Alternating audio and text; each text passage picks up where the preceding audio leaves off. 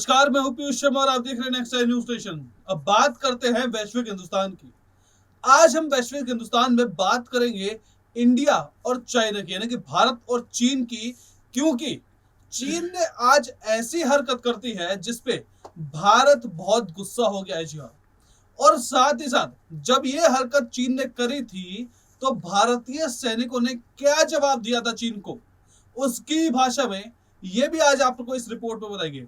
लेकिन देखिए कि इस रिपोर्ट को शुरू करने से पहले हम आपको बता देते हैं कि इस वक्त चीन के जो हालात हैं वो इस वक्त ठीक नहीं है, और जो भारत की जो पैठ है पूरे, अगर मैं बताऊं, साउथ इंडियन ओशन में और पूरा का पूरा जो साउथ एशिया है उसमें काफी बढ़ गई है। और इसी के चलते यहाँ पे जो चीन है वो बौखला गया है, और उसने इसी के चलते देखिए कि जो श्रीलंका है, श्रीलंका में जो हम्बनटोटा पोर्ट है, जो कि चीन को श्रीलंका ने 100 साल के लिए यानी 99 साल के लिए लीज पर दिया हुआ है, तो वहां पे अपना जासूसी जहाज जो है वो कैंप करवाया था, वहीं पे वो खड़ा हुआ है, और इससे भारत की सुरक्षा को देखे काफी खतरा है।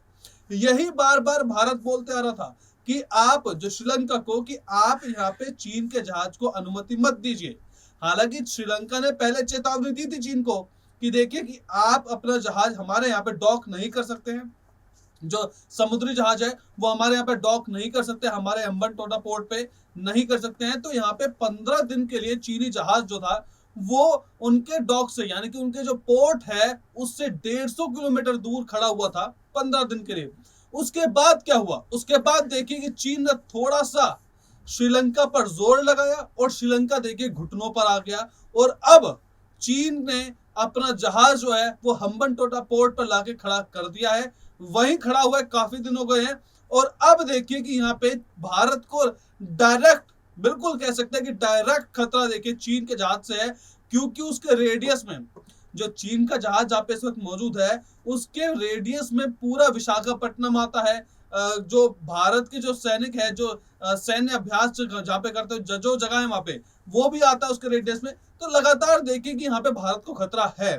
अब देखना यह है कि इसमें भारत अपनी क्या प्रतिक्रिया पूरी बोलता है, इस पे क्या अपनी दिखाता है प्रतिक्रिया, देखना ही है। बहरहाल देखिए कि आज इस रिपोर्ट में हम आपको बताएंगे कि लद्दाख के एलएसी पर देखिए चीन ने एक ऐसी नापाक हरकत कर दी है जिससे भारत बहुत गुस्सा हो गया है, और उसका उसी के शब्दों में कड़ा ऐतराज जताया भारत ने। देखिए इस रिपोर्ट में। भारतीय चरवाहों को रोकने का मामला। लद्दाख में चीन अपनी हरकतों से बाज नहीं आ रहा और आए दिन अपनी दादागिरी दिखाता रहता है। इसी कड़ी में हाल ही में वास्तविक नियंत्रण रेखा यानी कि एलएसी के पास डेमचोक में चीनी सैनिकों द्वारा भारतीय चरवाहों को रोकने का मामला सामने आया है। बताया जा रहा है कि यह घटना 21 अगस्त की हुई थी। हालांकि घटना के बाद दोनों देशों के अधिकारियों के बीच इस मामले पर बातचीत भी हुई। बैठक के बाद मामले को फिलहाल सुलझा लिया। दरअसल जानकारी के मुताबिक यह घटना डेमचोक के पास मौजूद एक चारागाह की है, जहां चीनी सैनिकों के भारतीय चरवाहों को रोका था। इसके बाद भारतीय और चीनी सैनिकों के बीच 26 अगस्त को इस मसले को लेकर बैठक हुई थी। दोनों देशों के सैनिकों के बीच हुई बैठक के बाद मामले को फिलहाल सुलझा लिया गया है, लेकिन दोनों देशों के सैनिक अब डेमचोक के पास मौजूद इस चारागाह पर नजर बनाए हुए हैं।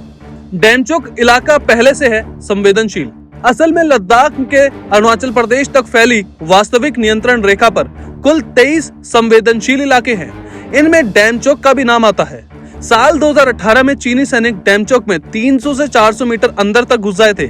उन्होंने कुछ टेंट भी उखाड़े थे। इसके बाद दोनों देशों के सैनिकों के बीच बातचीत हुई और मामले को कंट्रोल कर लिया गया। इतना ही नहीं, साल 2020 के अक्टूबर में चीन का एक सैनिक डेमचोक से पकड़ा भी गया था। पूछताछ के बाद भारतीय सेना ने उसको वापस चीन भेज दिया था। चरवाहे इस इलाके में हमेशा से आते जाते रहते हैं। अब इसी इलाके में फिर चीन ने दादागिरी दिखाने की कोशिश की है और वहां भारतीय चरवाहों की मौजूदगी पर आपत्ति जताई। टाइम्स ऑफ इंडिया के रक्षा सूत्रों के हवाले से अपनी एक रिपोर्ट में बताया कि चरवाहे इस इलाके में हमेशा से आते जाते रहते हैं। इस बार फिर से चीन सैनिकों ने चरवाहों को लेकर आपत्ति जताते हुए कहा कि यह उनका इलाका है। वास्तविक नियंत्रण रेखा पर दोनों पक्षों के सैनिक। बता दें कि भारत और चीन के बीच बॉर्डर पर गतिरोध सामने आता रहता है। पेंगोंग झील इलाके में चीन और भारत की सेनाओं के बीच हिंसक झड़प के बाद 5 मई 2020 को पूर्वी लद्दाख सीमा पर गतिरोध शुरू हुआ था। इसके बाद दोनों पक्षों ने धीरे धीरे हजारों सैनिकों के साथ साथ सीमा पर भारी हथियारों की तैनाती की थी। इस समय वास्तविक नियंत्रण रेखा पर दोनों पक्षों के लगभग 50 से 60 हजार सैनिक तैनात हैं।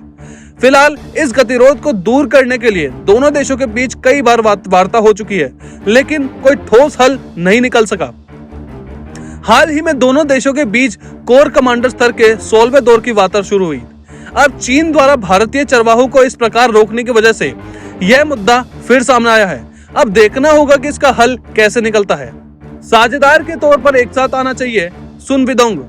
भारत में चीन के राजदूत सुन विदोंग ने रविवार को कहा था कि भारत और चीन को प्रतिद्वंदी की बजाय साझेदार के तौर पर एक साथ आना चाहिए।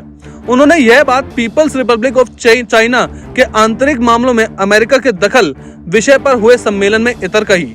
भारत चीन मैत्री संघ कर्नाटक में यह कार्यक्रम किया गया था। चीनी राजदूत ने कहा कि वे यहाँ मित्रता के लिए आए हैं। यहाँ और पूरे भारत में हमारे बहुत मित्र हैं। हालांकि पिछले 2 साल से दोनों देश कुछ दिक्कतों का सामना कर रहे हैं। दोनों देशों की कोशिशों के चलते हमारे संबंधों में कुछ प्रगति हुई है। इस साल राष्ट्रपति शी जिनपिंग ने राष्ट्रपति द्रौपदी मुर्मू को बधाई पत्र भी भेजा था। साथ ही चीन की मेजबानी में हुए ब्रिक्स सम्मेलन में दोनों देशों के नेताओं ने शिरकत की थी। हमारे विदेश मंत्री वांग यी ने इस साल मार्च में भारत का दौरा किया था और उन्होंने इंडोनेशिया के विदेश मंत्री डॉक्टर एस जयशंकर से मुलाकात भी की थी। उन्होंने कहा कि हमने भारत चीन संबंधों पर साझा आधार पाए हैं और क्योंकि हम सभी का मानना है कि भारत चीन के संबंध हमारे दोनों देशों, हमारे नागरिक और क्षेत्र व दुनिया के लिए बहुत महत्वपूर्ण है, हमें प्रतिद्वंदी की बजाय साझेदारी के तौर पर एक साथ आना चाहिए। तो फिलहाल वैश्विक हिंदुस्तान में इतना ही। आप देखते रहिए नेक्स्ट न्यूज नेशन।